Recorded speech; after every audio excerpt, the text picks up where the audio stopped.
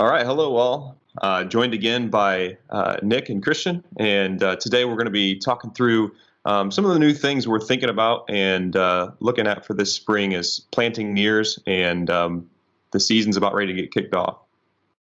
Great, appreciate you being here again, Kristjan. I know a lot of the videos that we've done so far have been hot topics. I do think it'd be fun in the future if we can to do some sort of a webinar topic and get some people asking live questions. I know there's just been a lot of good feedback, and so it'd be great to see how this evolves over time. And really appreciate you taking time to meet with Kyle and I. And as we get closer to the growing season here, topics. People spend the winter focusing on business, and now the minds are shifting to agronomics. And in my backyard here in eastern North Dakota, as you move west, my family farm is in northwest North Dakota, and it's uncomfortably dry right now. And so just thinking about moisture and starting to look at precipitation maps, and that made me think, I believe I've seen you put out some content about trying different soil moisture sensors on your farm. Do you want to talk about, your experience with that? Has that, enabled you to make better decisions? And I know that's just a big thing that you're focused on is just, tweaking those decisions to increase your probability of those small wins. And given that I was looking at some moisture maps this morning, that question came top of mind, and I was just curious on your experience with those. Yeah, for sure. I mean, the general trend in Western Canada is we're pretty dry too, especially Southwest Saskatchewan, lower central to southern Alberta. I've kind of always said I haven't lost too many crops though at the end of February and March, and somehow we find to catch a little bit of moisture in southeast Saskatchewan. We tend to be maybe a little too wet versus too dry, but things always change. And pretty good time to have a drought right now, right? Yeah, it doesn't hurt right now. Then about May 21st, the tap can turn on if it wants. So. But we've been using soil moisture sensors for I think 6 or 7 years, right in that time frame. We use a company called Crop Intelligence, and it's got 4-foot soil probes. We've got them about every 2,000 to 2,500 acres around the farm, and there's full weather stations with them too. So we'll use them from that's how my sprayers know when to change the pressure on the nozzles or even completely stop. We have different processes for each weather pattern and depending on what we're spraying. But when it comes to the soil moisture, it measures it obviously daily, and it's pretty neat. An hour after a rain, you can see how the soil saturation has changed, and we've been monitoring how much water how many inches of water per foot of soil does the crop use to grow each bushel. And I would say we're getting closer and closer on what I would call yield accuracy, but we're close enough now to help with decisions. Definitely don't know the yield outcome for sure, but you do know that the potential is there, i.e. it's wet enough to add top dress material in June. Or last fall when we were checking out the weather stations, we tend to do a little bit of banding in the fall. Not too much, but a little bit. And this year we didn't do any. We didn't want to disturb any soil. So we went more of bought a Super U type product that did more floating to not disturb soil. So it definitely changed our decision there. But then as we will put them here in the spring, kind of as soon as the drills start going, and we might slightly adjust fertilizer rates, but we go more off of where last fall was and assume an average winter. And then it really does start to affect our top dress and fungicide, processes as we move into the growing season and see what moisture is coming. So this past fall, you saw it was quite dry, so you decided not to disturb the soil. Is that correct? Exactly right. It was on the bottom half of dryness for the last decade, so that we just felt there was no reason to disturb any soil, and went more with a floating of a Super U product. Where some years, if it's tending to be pretty wet, we'll band probably about 15% of the farm, and it's once again it's something else we're trying to. I think if you go back 10 years. Fertilizer rates have really increased, and yes, we're using variable rate and we're putting it all in the right spot, etc. But I kind of compare it to too hot of a hot tub in your kids, right? If the hot tub's too hot, they don't just jump right in. They take some half an hour to get in there. But if it's the perfect temperature, they cannonball in it. And I think we're starting to do some of that with our root growth with fertilizer rates now, just the salt index and the heat of it. That we're looking at trying to get the fertilizer in 3 depths. So we have a bit of a floating program. Obviously, our drills are at about 1 3/4 inch depth, and then if we do fall banding, we're down around 4 inches. So just trying to get fertilizer and nutrients at about 3 different levels for the roots over the period of the growing season. And this is a field by field measurement, right? You're not looking at it spatially or subfield or anything like that. Yeah, field by field, and then we just run an algorithm to kind of compare it across the different zones. Okay. And is it you're looking at it charted out over time? Is that a web tool, an app? Yeah, there's a web tool. The app's pretty slick though. So if I go on the app, I can see all kind of, I think I got 12 weather stations. So I can see station by station the live metrics of it. So it'll show current daily moisture, where we are to the 10-year average, what the total moisture is, what predicted yield is, and then start calculating growing degree days. I can click on that and go into each weather station to the point that I can have basically every 15 minutes. My stations update every 15 minutes. So you can see the updates on everything from, wind to humidity to leaf wetness is the one we use quite a bit on spraying fungicides. So if you look at sclerotinia and canola, it really does take a rain event for that to become a problem, for the leaves to stay wet enough long enough for it to infect, versus we all kind of believe that heavy dews would do it before. And now we realize out of data that it really does take a good rain event. So we'll go in and check the charts on that, especially in June and July. We're into each station on a more individual basis versus just the overview. And then once again, will you use the soil moisture readings to, if I understood you correct, on top dressing your small grains? On if there's adequate moisture, you'll really give it that extra shot. And if it's looking like the moisture's tapped out, you'll skip some, or you'll maybe cut back on the rate. Am I understanding that correct? Yeah, for sure. So kind of between my fall nutrient program and then with the drills running over the field, by the end of, the third week of May, everything's planted and we'll have enough nutrients for what we would call 90 to 100% of our 5-year average yield. So then we'll monitor the stations through till, around that third week of June, call it 4 to 6 leaf on wheat and barley and anywhere from 4 leaf to rosette on canola. And if the soil moisture is trending above average, and it sure looks like the weather patterns are going to stay that way, it's just the truth. If you have more, there's that sweet spot that if you have more water, you grow more grain. Now you don't want it to flood everything out, but on the years that tend to trend a little bit wetter and consistent rains, there's another 15, 20, 25% yield potential from what we've seen. But obviously, use canola, it takes about 3 pounds of nitrogen per bushel. So if I've only put nutrients out there for a 50 bushel crop, and all of a sudden we're getting good rainfall, I'm not saying the whole field, but there's 40 to 60% of my field that has a lot of potential to run 80 or more. So that'll take a 30, 40 pound top dress on that portion of the field in order to hit the targets for that area. The more data we get, I truly believe that as farmers, we're handcuffing the potential of about the top 40 to 60% of our ground, especially in Western Canada. We don't have 6 feet of black dirt up here. My best spots have 6 inches, and my worst spots I better not kick too deep with my boot. So that variability, yes, I can, I'll shoot for a 50 to 60 bushel canola yield, let's say 50, but I'm going to have areas in my field running 80 and areas running 20, around our sloughs and salt indexes.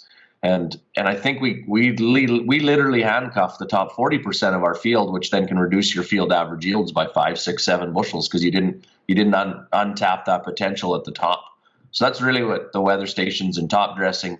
We use them partly for risk management to not have all that nutrients out there, and also sustainability. If you don't get the water, we don't need all those nutrients in the soil. Obviously, meeting that story to brand that's going on right now too, and it's better. I don't disagree, but the last part of it is if we can grow an extra 20 to 30 bushels on 40% of our farm, that's a really big number when it comes to our bottom line and financial sustainability. Yeah, that's great. And, I think so often we look at the weather stations and they provide, everybody likes weather, and they provide, it's fun to have real time weather on a more granular level than just your local weather station. But what you're doing, I think, is super important, is trying to take that data and learn in the future. So not just to have better weather data today, it's your observation on the canola disease is super powerful. So it's using it as a mechanism for learning going forward. So that's Yeah, that's awesome. Appreciate the insight there. And on that weather data, are you using that just in real time for tactical day-to-day decisions? Or are you ever looking back and trying to do some sort of analysis on correlating what happened after the season's over to what weather transpired through the course of the season? Yeah, so there's two things we do at the end of the year. So one is to go back and correlate the year to other years that we have the data for. And I'll go into that in a bit more detail in a second. And then the second is we'd say, when the stations come out at the end of October, because obviously it freezes pretty hard up here. At the end of October, what is our moisture profile? Now let's assume we have a 10-year average winter. What's our potential going into spring, so that when we're doing nutrient plans over the winter, are we planning that we need to buy 10 or 15% more than normal because that's the kind of year we're going to start out with potentially, or is it a 10 or 15% less? And so, last year, yes, we were dry, but I kind of made the assumption we were going to have a normal to above normal winter. So, just basically by fluke and a bit of luck, we probably over positioned 10 or 15% of our nutrients. And on a year where phosphate doubled, right, and nitrogen's up 100% too, it obviously didn't hurt anything, right? So that's the one. But the correlation is something I'm pretty focused on. So going back over the year and then correlating it to other years. And you guys have heard me talk about my 3-screen idea. And I think, does history predict the future? No.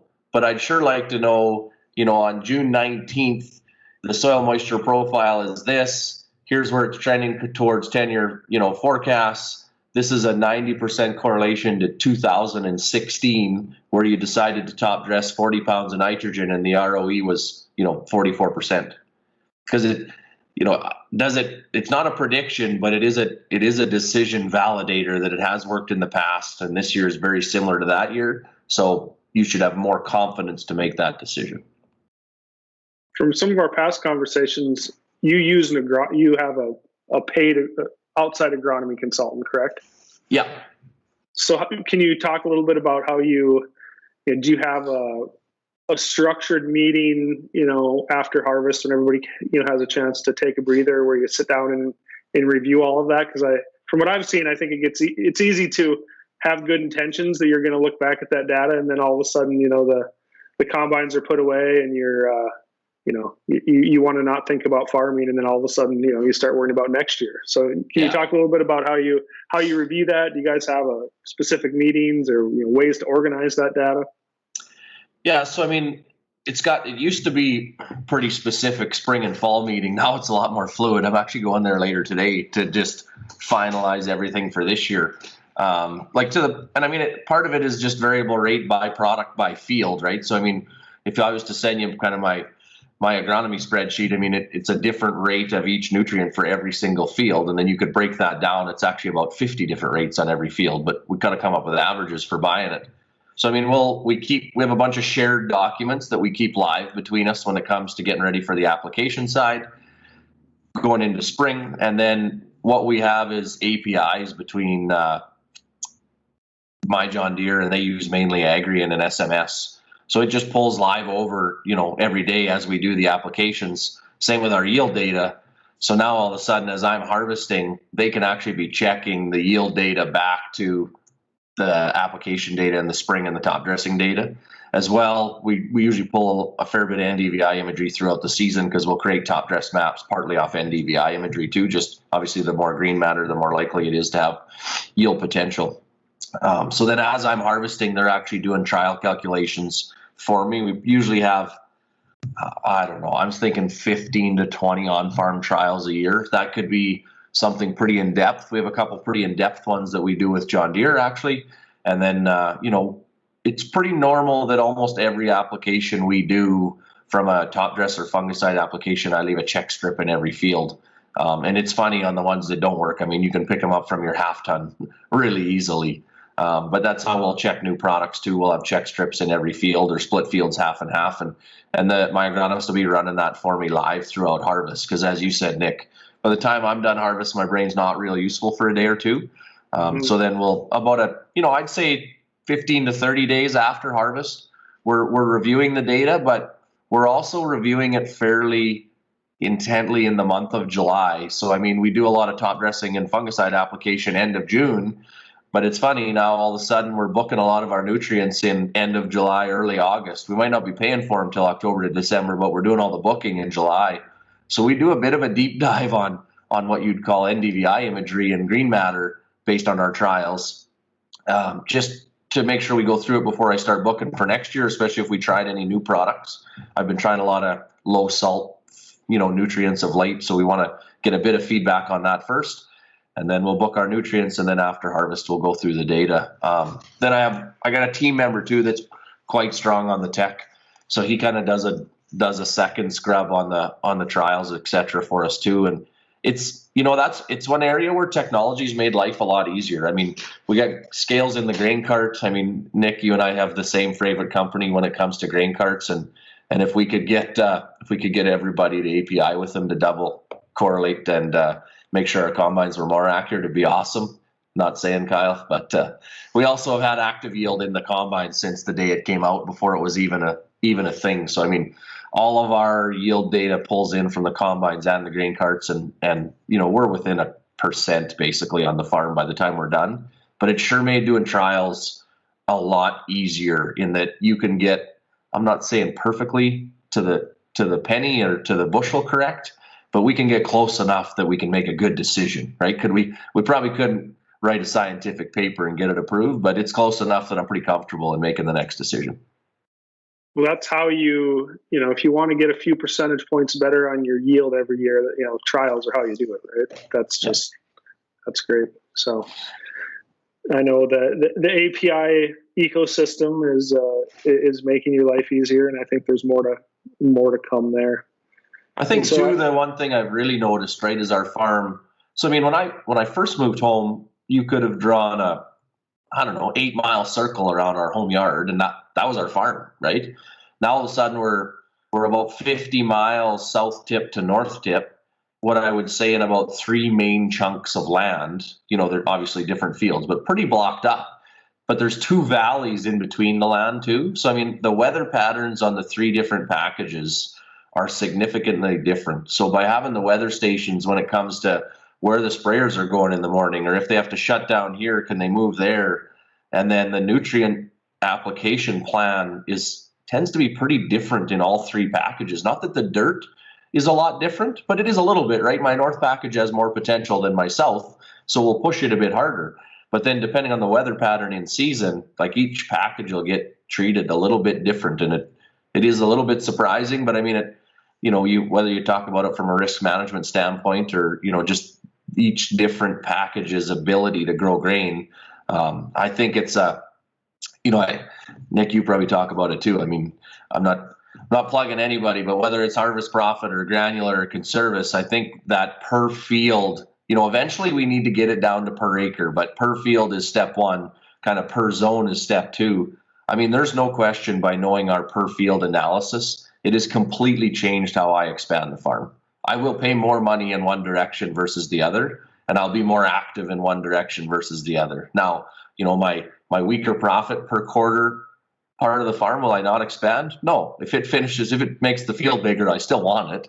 But I'm not going to actively go take on a piece of land, especially if it's a smaller piece. Where to the other area, I mean, I take on a single quarter section just because it has more potential.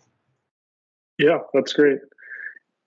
I appreciate, we're really trying to make the field by field stuff about as easy as possible. And then, I know Kyle has a lot of expertise on taking it sub field. And so that's top of mind, and look forward to working together to help deliver on that. Curious, anything else agronomically that you're trying out this year that you're excited about? Any trials that you did last year or the year before that you're going to really expand on and take full farm? So this nutrient load is one we've been pushing fairly hard on. So if I go to nitrogen first, I mean, we've been variable rate liquid nitrogen for, a long time. And even though as we get multiple units, that it does cause some congestion, because obviously it's double the logistics. You need 2 sets of trucks and et cetera. As we get more drills, it gets a little confusing, but the team handles it pretty well. But what we've done now is we really went to a 3-pass nitrogen system on what I call our wimpier crop. So barley's my wimpy crop. it's my favorite crop. We probably do the best financially on it, and obviously all three of us thoroughly enjoy a cold beer probably. So we're big fans of malt barley, but it does not like nutrient load, even though it needs a lot of nutrients to do what it needs to do. So we've pulled potash and nitrogen out of the blend. We floated all the potash, half the nitrogen last fall. Now this spring we'll go in with the drills and it'll get about a quarter to 30% of the remaining nitrogen, and then we'll top dress in June, just trying to spread that nutrient load out on those crops. Same, we're doing some trials on that in canola too, but it's one of them ones where I truly believe it could be a 200% win for us. One, because we're actually gaining agronomically on it, which, for years we all thought we had to be individual paths and get it down to, an inch and a half from the seed in Western Canada. And I do believe that was right. But I mean, we used to put 200 pounds of fertilizer down. Now we'll have 200 pounds of nitrogen. So I do believe this 3-pass, we're seeing agronomic benefits. And then obviously for me, there's huge logistic and personnel benefits, because we can spread some of this nutrient application out into the fall and then into the spring and then top dressing, versus having to do it all in our 20-day window of seeding. So that's one we're watching really closely. I'm using a new sulfur product. So we float all of our sulfur, elemental sulfur. It's not in our blend at all. So really when my drills are running, we got liquid nitrogen, we got dry phosphate, dry potash, and I have a liquid phos starter. The sulfur's all out of the blend. But this year we're actually going to add in a little bit of a new sulfur that's very available and super low salt. Just trying it out on top of our elemental on some new land, just to see if we get a benefit, especially on that first year we take on new dirt or anywhere where we see a sulfur deficiency. So I'd say those are kind of the two main trends we're focusing on mainly agronomically, is one, 2 to 3 applications of nitrogen and getting that split out. And then 2, trying to reduce the salt load of our spring band, the one that we're putting down with the air seeder. Yep. I think, the takeaway that I get from this is that, you guys have cultivated a culture of experience there, of experimentation there, and just, constantly trying new things, observing, and looking for correlations to get that compounding yield benefit over time, and basically how you deliver on that 5% rule, right? Well, I think too, it's the little things that gets your team involved. So I mean, go back to the weather stations. Yes, at the end of the year, I'm doing the deep dives, but I mean, my whole team, we have simple, whatever you want to call them, rules, SOPs, or processes that when you get up at, the sprayers need to roll by 5 o'clock. So the crew's up at 4:30. If wind is over X, the sprayers don't run, right? So if wind's over 25 kilometers an hour, we don't spray. If wind's over 15, we drop pressures, right? If it's over 20, we drop pressures and we drop speed. If heat gets over X, we quit spraying fungicides. So now all of a sudden the team is using the technology every single day. I don't get 15 phone calls based on when the sprayer should shut down. They shut down. It's the rule. We got 12 weather stations. If the 2 of them in your local area are over this number, we're done. And so that they get used to going in there all the time. Well, if you get used to looking at the wind all the time, now all of a sudden you're paying attention to the rainfall and the bushels per inch and all those types of things, which then becomes a conversation at the next lunch, right? And so I think sometimes as farmers, the reason we have such a hard time implementing technology is because we don't ever take the time to explain why it's important or how it can be used on a day-to-day basis, right? I think, even the numbers on a per field basis. If you don't show the team how your nutrient, budget was on this area of the farm versus that area, they just think it was more work because they had to haul more stuff that day, right? But if you actually take the time to show them why you're doing it, how it made more money, that's the money that gets invested in salaries and equipment. I sometimes think my team gets more excited about new equipment than they do a payroll increase some days. But, I think, and we can do a lot better on being more transparent too, but we're trying to be more and more transparent, especially on tech, of why we use it, what it means, why it's important. Because I need all them to implement correctly for the data to be useful for me, right? We've talked about that lots, that bad data is just bad data. And there's a lot of it out there. So it has to be implemented correctly so that by the time it gets to me, we kind of call it intelligent or smart data, i.e. I can make a decision off it without double checking everything. Yeah. That's awesome. We were planning on having this being just a pretty quick overview on your new stuff for 2021, and it's just it's easy to kind of just keep digging in, and super valuable insights there on just keeping the team involvement, the experimentation. I really appreciate. Yeah, it's awesome. Love that every season is viewed by this as an opportunity by the entire team. Yeah. The season is one more chance to learn. What can we learn new and apply towards the next season based on what we tried out this time. Say one of the neater things too. I mean, the team gets really focused on obviously our logistic performance, right? I mean, we're a little bit anal when it comes to logistics versus perfection, and it's a teeter-totter to keep. It's tough to balance, right? But we're to the point now that we're going to have a daily dashboard, and I got to give Deere a lot of credit here. They're helping me out with it. That we're going to see daily on our per acre, per implement, per operator efficiencies, so that we can start comparing not only field by field, but implement by implement, operator by operator, right down to the point that I'm putting MTGs in all the semis, so that we can tell, are they idling beside the air seeder for the 27 or 28 minutes that Kristjan says it takes to fill, or are they sitting at the edge of the field, for hours on end?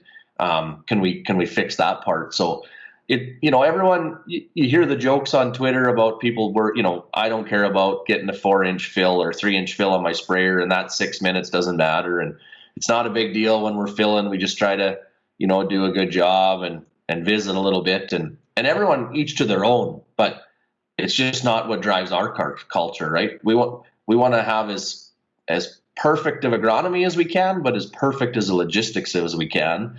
And I mean, I'm sorry, but humans are competitive by nature. So make it a game, and they'll find a way to rise up to try and win. And I think one of the things that we've learned from looking at some of your data is that what you assume to be the case, or how maybe you assume that these little differences don't add up, that once you look at the data, it points you in a different direction, and you find really surprising things that make you scratch your head and wonder, maybe I've been underestimating the influence of some of these really what seem like minor logistical concerns. I mean, one of my major ones, Kyle, was when we dug into the data of running. So once we went to multiple unit drills, and I ran them in different fields the first year, and it was as simple as, an air seeder takes about a half hour to pack it up to be able to move. And so honestly, it was like, well, if I run them in different fields, you only have to do that half as many times. It'll save us time at the end of the year. Yeah, no, it screwed the logistics up so bad that it cost us time. So now, as long as it's bigger than a quarter section, I'll have 3 units running in one field, because the 2 logistic tenders, the service truck, right, even if they're bringing out supper, it's all in the same spot, and the fold up time does not matter. It's the time and the logistical perfection of having them close together. And the minute you have stuff a long ways away, you almost need 2 fleets to service it correctly, or the timing very rarely works out. Yeah, good stuff. All right, well, I'm fired up for spring now, but let's switch gears a little bit, and I thought we'd close with doing a round of book recommendations. Just what book have we been reading recently, or that we can recommend, and I'll kick that off. So I recently finished Marty Kagan's Empowered, which is his second book, but so it makes me want to review or recommend his first book. I'd probably recommend this one before his second one, Empowered. But in summary, the principle, I mean, first of all, it's about specifically building tech products. How do you assemble teams and get them to go build really great tech products? But unsurprisingly, the principles that underline it, I think, apply in a lot of different domains. So the essence of it is go empower small cross-functional teams to go solve problems. Don't go to a team of people and go tell them exactly what to build or what to do, but rather bring them a problem. In the case of farming, you can picture, how can you clean up this logistical, inefficiency, and task them with that problem without prescribing an exact solution. And then give the team ownership, give the team autonomy, and let them go solve the problem. And the other big piece is that you assume that 9 out of 10 ideas, probably more like 99 out of 100 ideas, are awful. They're terrible ideas. And if you go into it with the assumption that most ideas are going to be wrong, you don't just instantly go build the first thing that comes to your mind. You are constantly trying to prototype, trying to find scrappy ways to validate whether you have a good idea or a bad idea. So in our case, we'll take a recent example. We wanted to go solve the problem of helping people find what matters on their map. They're looking at these maps with a ton of different fields and a ton of different equipment in view. How can we make it really simple to make it pop out on the map where their stuff is that matters to them, right? And we went after solving that problem. We tried a ton of different things, and we spent a lot of time with customers. I bet we had 13 or so different calls with customers where we were putting something in front of them as, does this help? Does this not help?